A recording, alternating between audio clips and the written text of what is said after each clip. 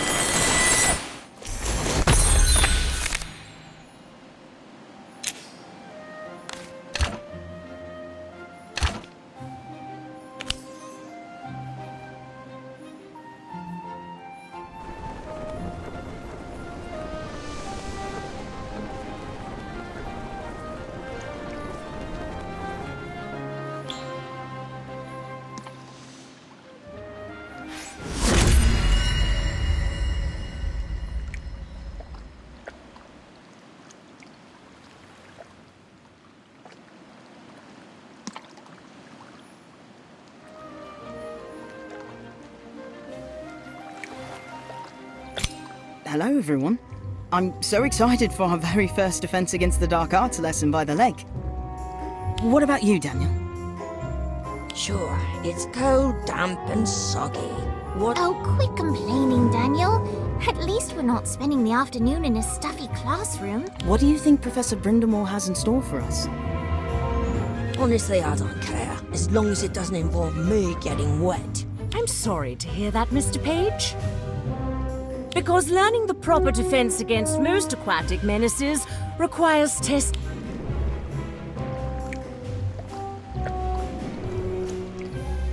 Is everyone here? Good. Let's begin.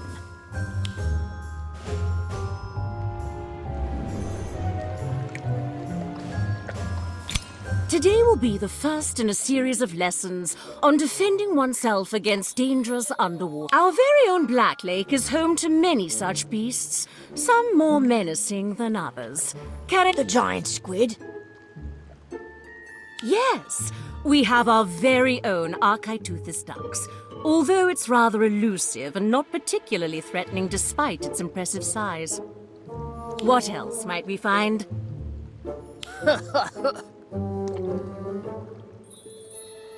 If you're referring to the Mer people, then yes. A tribe of Selkies do make the Black Lake their home. Despite what you may have heard, however, they are not a threat so long as anyone else. Perhaps something a bit smaller and... Oh, I know.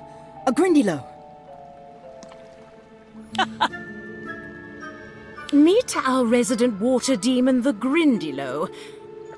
This little beastie might not look like much, but beneath the surface they're rather nasty, especially when a horde of them descends on you. Look at all those teeth. Yes, best to avoid getting bitten, unless you fancy a visit to the matron.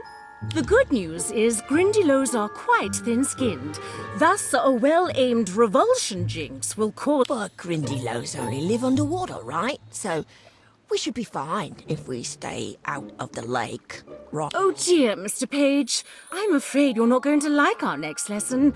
Not one bit.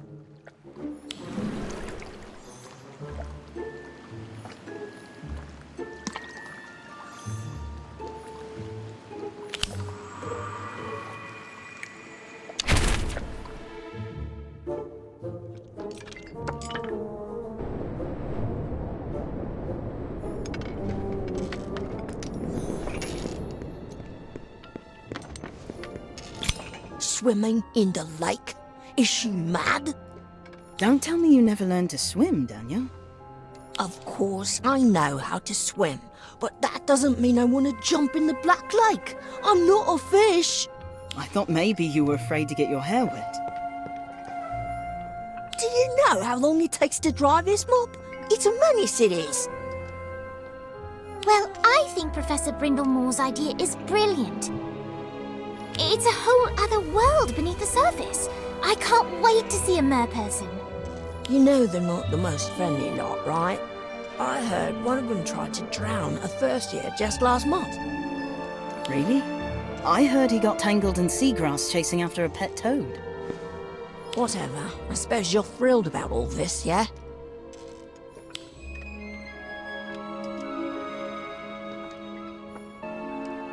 I'm looking forward to it, actually. It'll be fun. Right. Swimming with a giant squid. What fun. Still, I'm sure it's going to be quite a proper adventure.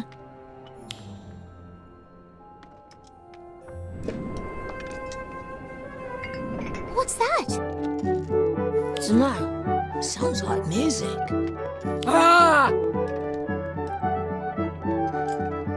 I think it's quite lovely. Yeah, it's not bad. Shall we go have a listen then? Let's go.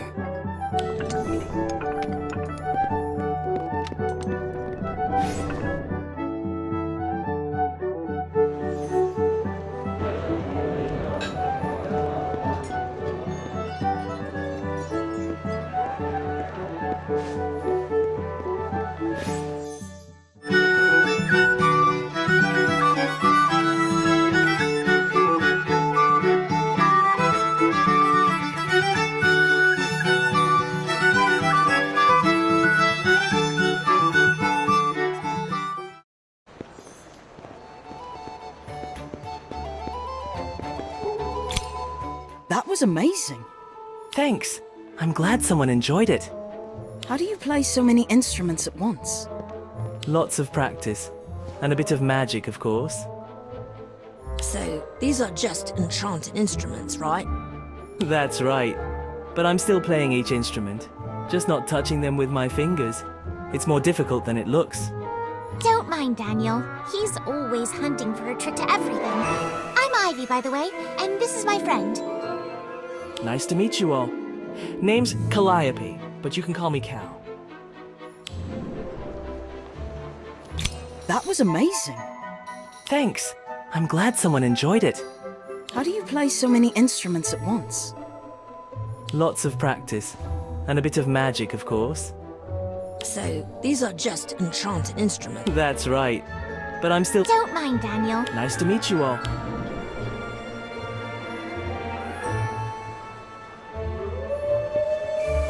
You're students, aren't you?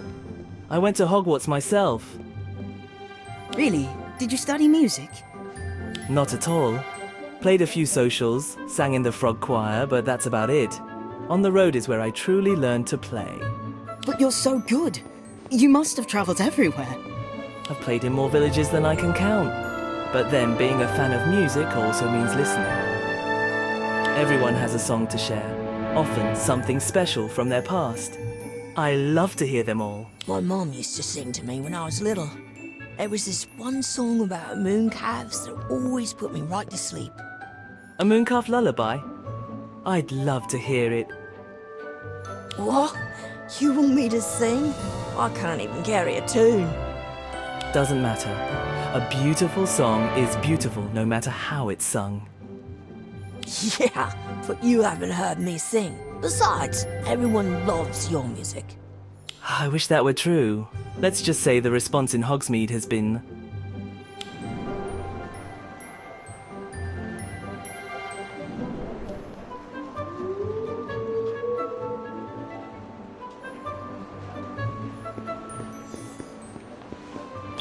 well, let's call it mixed.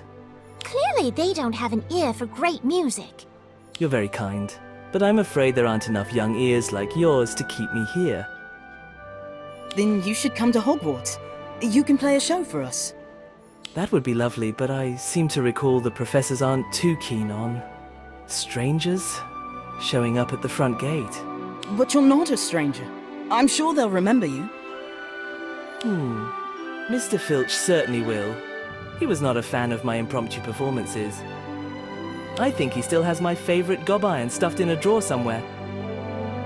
Filch doesn't like anyone, especially not the students. I suppose Professor Flitwick might remember me. He's quite a fan of music. Perfect. I'll ask him. All right, thanks. Perhaps I'll get a chance to hear a few more songs before I move on after all.